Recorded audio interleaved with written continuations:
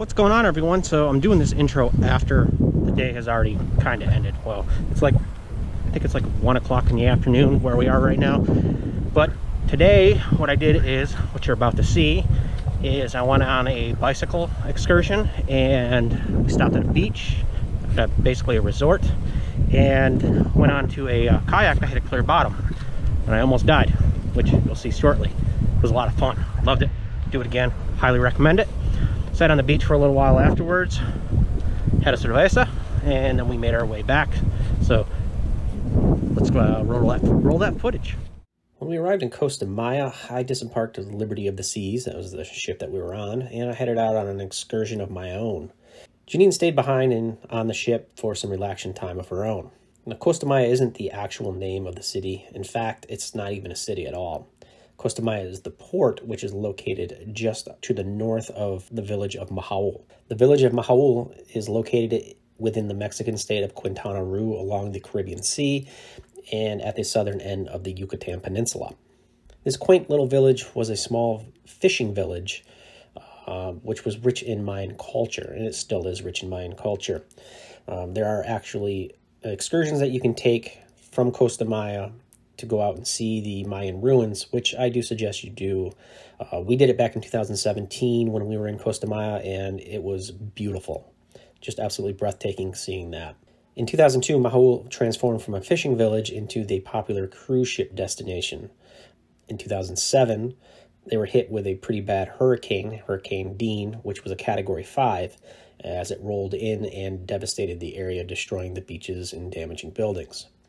You would think that that would be a big blow to the residents, but they persevered, and soon the port was repaired and cruising returned just a little over a year later in October of 2008.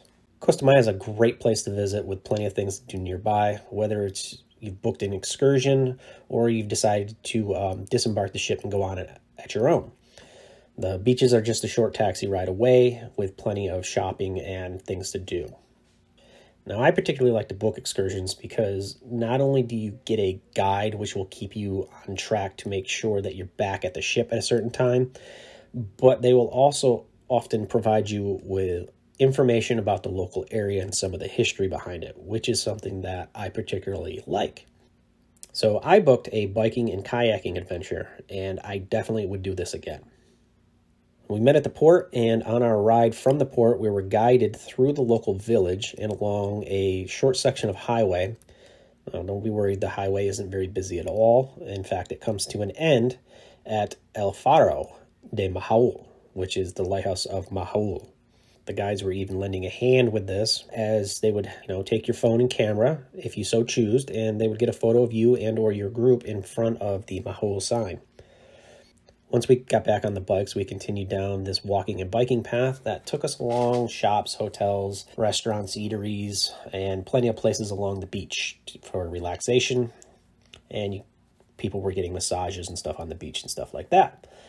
But we continued past all that on to our destination, where we were given a brief overview of what we were going to be doing with the kayaks and how to use the kayaks, and suited up with a life vest, handed out our kayaks, and we headed off into the Caribbean Sea.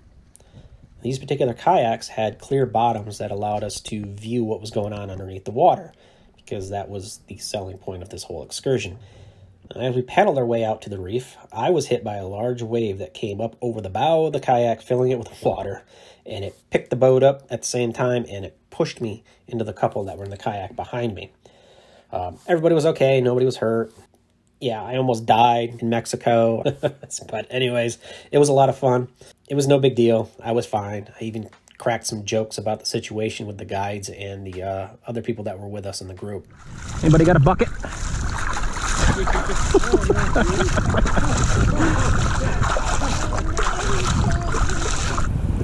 I want to do those waves again. Hit them head on while they're breaking over. Did you like that wave? Yeah, that was fun. Yeah. I like that part. Danger was involved. I was for it. Not once did I ever feel like I was in danger. In fact, it was a lot of fun. And I even asked the guides after they checked on me to make sure everything was okay if we could find another big wave to hit, because it was a lot of fun. So after paddling along the reef, checking out the you know, the local ecosystem, I guess you could say, with all the fish and the scenery and everything. We headed back into shore where we had a couple of hours to relax on the private beach. We were able to get some food, get some drinks, and check out the local scenery that was close by. The relaxation time on the beach was much needed, as we did just get done with a bike ride and kayaking in the Caribbean Sea. Give us some time to recuperate a little bit from that if you were tired, because we did have to bike ride back to the port. Even though it's not a long bike ride, I think in total it was a mile and a half at most maybe, and it's just really easy going. All in all, I definitely enjoyed this excursion, and I would definitely recommend it.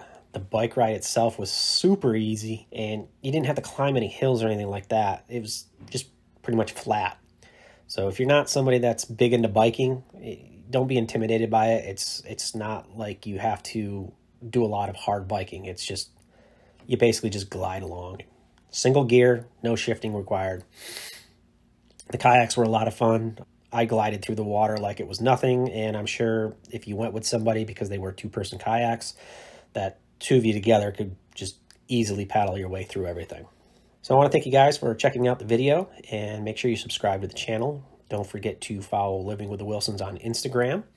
And lastly, if you're looking to book a cruise or any trip for that fact, be sure to contact JCW Travels over on our website, jcwtravels.com, or you can check us out on Facebook. All the links for our Instagram, website, and Facebook page will be linked down below in the description.